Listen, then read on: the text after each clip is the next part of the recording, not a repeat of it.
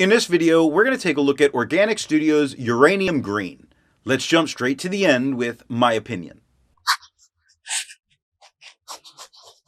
This is a very enjoyable green. It just at the moment somehow feels like it's falling a little short of some imaginary expectation because of its name.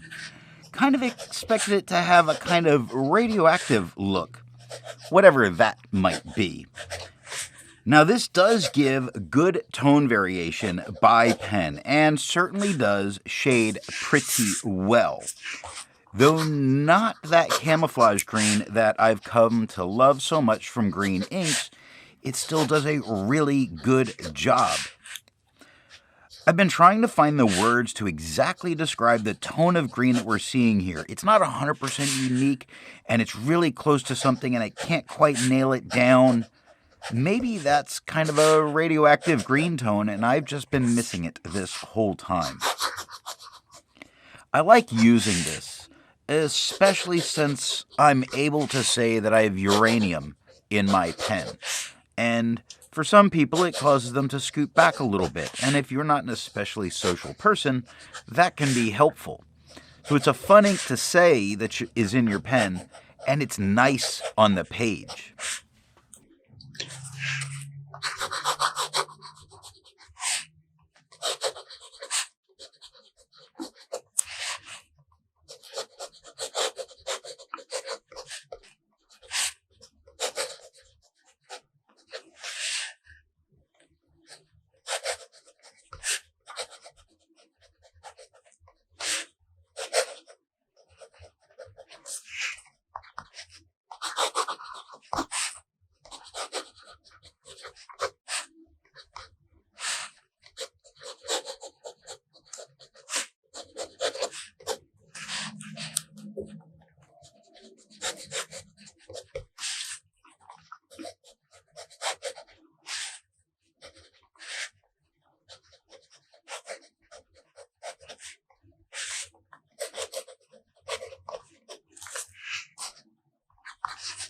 I like to change things up by using a different pen each day. Today that pen is a D-like Alpha with a Fude type nib.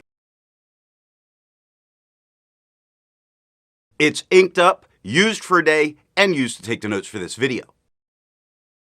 To see how I arrived at that opinion, let's take a look at the first writing sample done on Clairfontaine. Looking at the soft fine, we see that we can exploit a little bit of weakness in this ink. It is a very light tone. Now, it's not feathering, it's not spreading. I'm hoping it's showing up on the camera, easy to read. From what I've seen, it looks a little easier in person than it is on the camera, but I hope it comes through well. It does shade pretty darn well with this soft fine.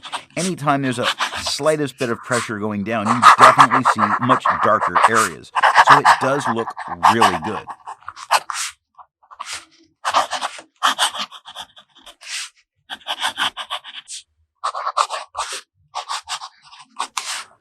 Looking at the broad nib, it is quite a bit darker than we had with the fine. It doesn't feather. It doesn't spread. It shades pretty well. I want to say that it actually shades as well as what we saw with the soft fine. I don't think the tone variation is as much. But on the second line in him, look at how dark the M gets. Look at placed, at what happens at the CE, very dark. So when you cross back over in areas writing, it really darkens up.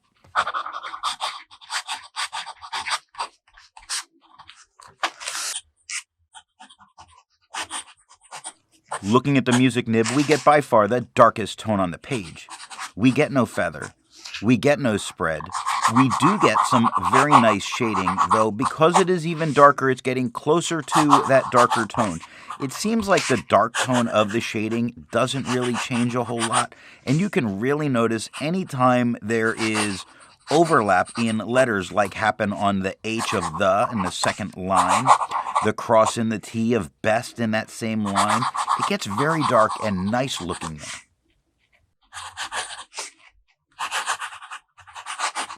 Looking at the back of the page, there's no surprise when there's no ghosting and no bleeding. To have a range of experience with this ink, all of the writing samples are done with a Platinum 3776 with a soft fine nib.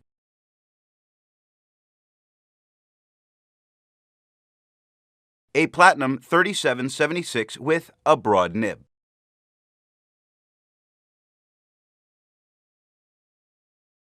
A Platinum 3776 with a music nib.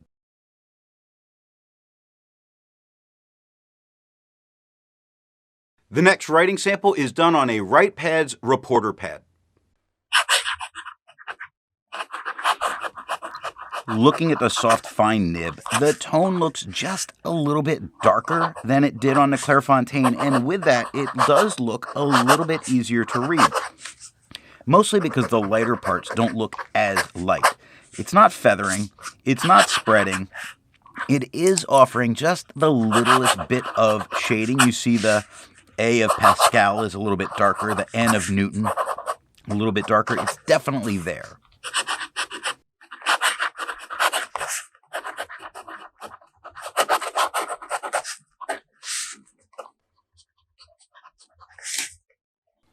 Looking at the broad nib, you see it's quite a bit darker than we had with the soft fine. Not unexpected. It's not feathering. It's not spreading. It is shading decently enough. This is a more absorbent paper, but when you look at it, you see the N of human much darker, but especially when we get down to the third, fourth, and fifth line on failings, you see the A is a bit darker, the IN a bit darker.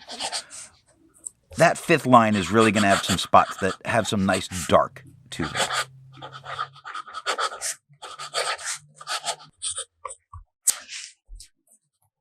Looking at the music nib, we get more or less the same tone that we had with the broad. It doesn't feather, it doesn't spread. It is shading. You have to look at it. It does draw your attention. Really look at the word above on that top line.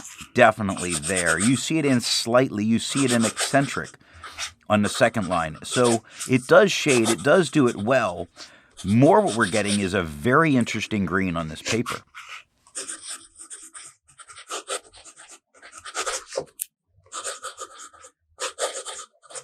Looking at the back of the page, you see we get no bleeding, no ghosting, no problems. I agree with Vita. There's a lot to learn by doing multiple chromatographies.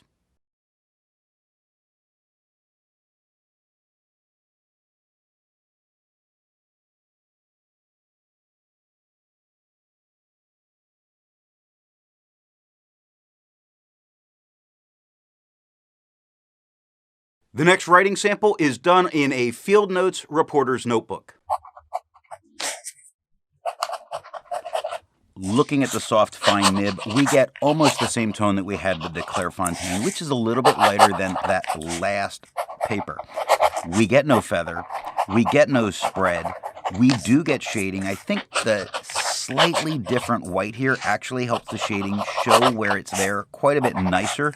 When you look at the third line, you're going to see he is darker, starts darker, gets lighter, the very dark, but impression shifts from light to dark constantly through the word.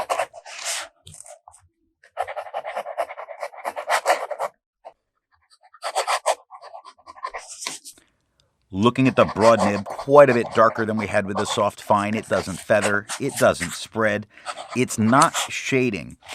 It's not quite the same tone of green that we've really gotten so far on the papers. It's still very nice, but it is a very different green in tone. It might almost make you think that it's an entirely different ink if you compared it to the Clairfontaine. I assure you it's the same.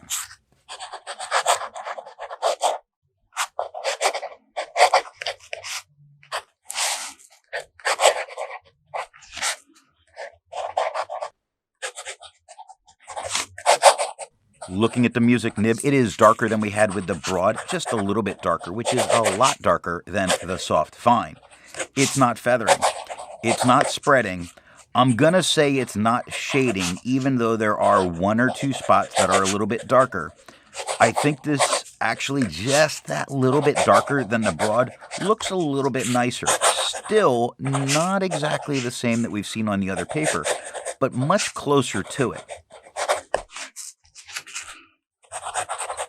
Looking at the back of the page, you see some very minor ghosting where the ink is getting deeper, but it's not going to stop you from using the back of the page, and it definitely didn't bleed through and touch the page underneath. Resistance tests are done to see how this ink can be expected to perform on the page, and more importantly, how hard it may be to clean from your pen. This smear is allowed to dry for 3 days before testing it. And here we see the results of the resistance test.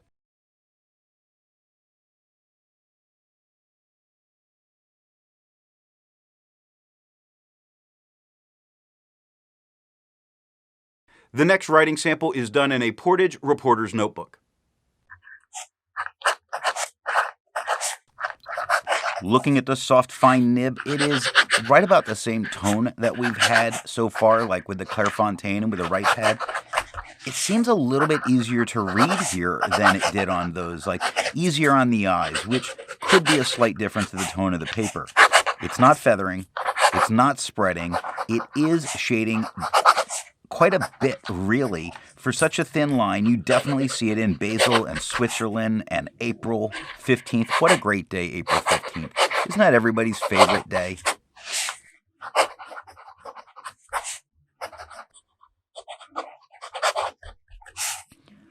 Looking at the broad nib, it's quite a bit darker than the soft fine, as it has been this whole time.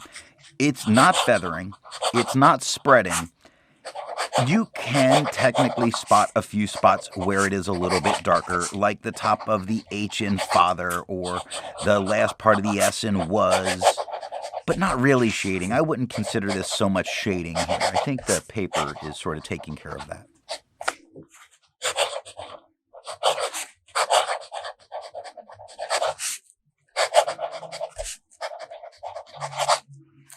Looking at the music nib, it is a little bit darker than we had with the broad. It's not feathering, not spreading, it's not shading. It's not bad at all, though. The tone, I think, is coming across very nice. It's really giving the tone that we were getting from the Clairfontaine, but more the mid-tone from the broad. And I think it's looking very nice here. I could live with this tone and probably be pretty happy. It's a good one.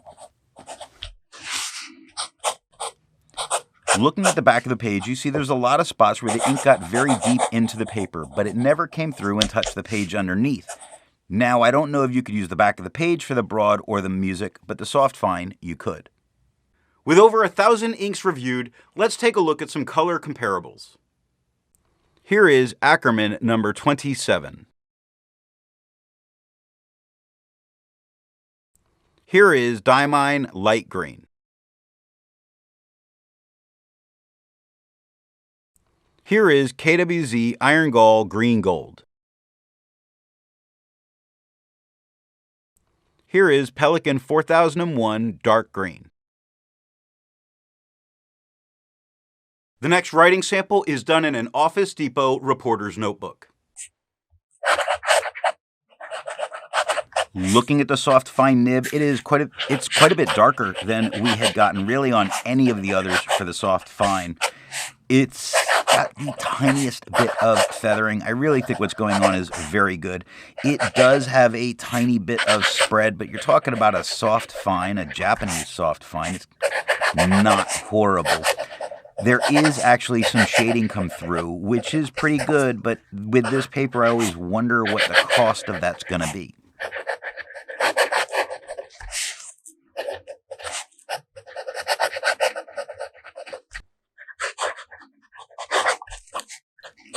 Looking at the broad nib, it's darker than we had with the soft fine. It does have feathering. It does have some spread. Both of those, I think, are actually quite a bit under control on this paper. I don't see it being the end of the world if you really wanted to use it. I wouldn't, but I think you could.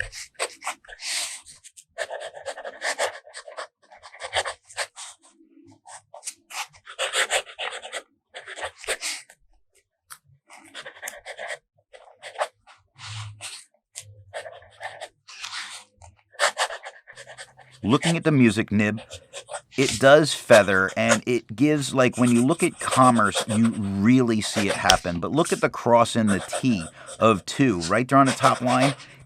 there's a lot of feathering. It's manageable. I wouldn't bother managing it. It does spread, and okay, it's a music nib though, so we'll kind of let it slide, but it is definitely there. And it's not shading, not really expected for this paper.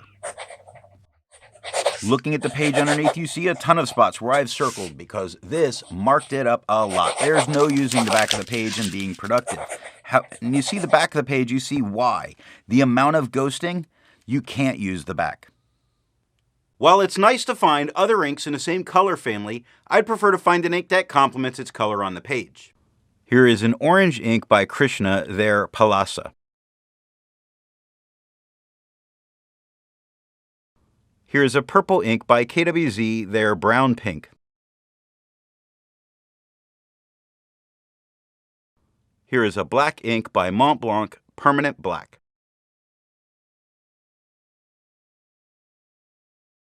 Here is a red ink by Cross, their red. The last writing sample is done on 20-pound copy paper. Looking at the soft fine, it's a bit darker than we got on those papers, but not much different than the last paper. Yes, it feathers. Yes, it spreads. Yes, both of them are entirely manageable here. It also manages to shade. Look at the word kings on the second line, compared to the word of right next to it, and then the, and then land shades within the word. It's actually doing incredibly well here.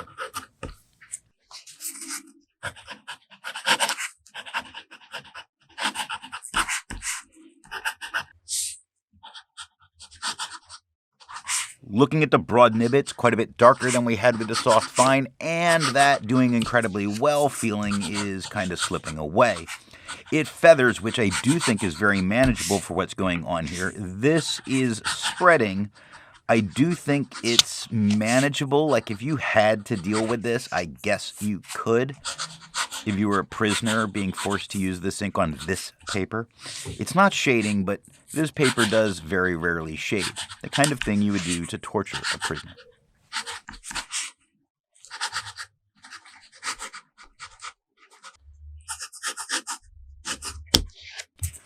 Looking at the music nib, it is a bit darker than we had with the broad. It also feathers quite a bit more than we had with either of the other ones. Not to be unexpected, it is a little bit wetter as a writer. It does spread, not unexpected considering the paper and a wetter pen. It does not shade, not a surprise. It's not great paper. Why do we keep using this?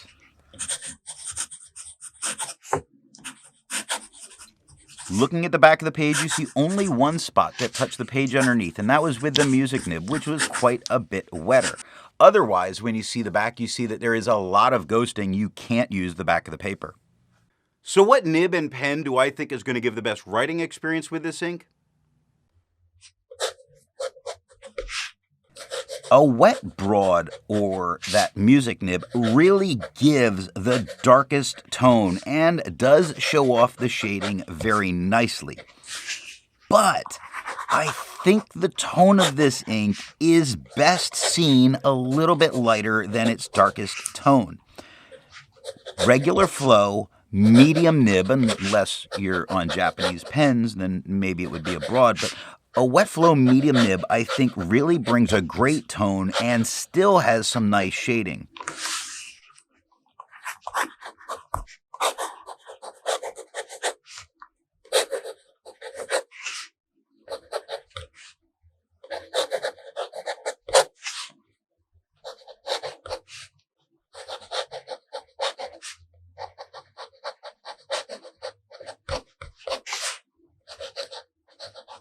I hope you got something out of this video, and if it leads to you wanting to try this ink, when you purchase it, let the retailer know where you heard about it, whether it's me or any other channel. Thanks for watching.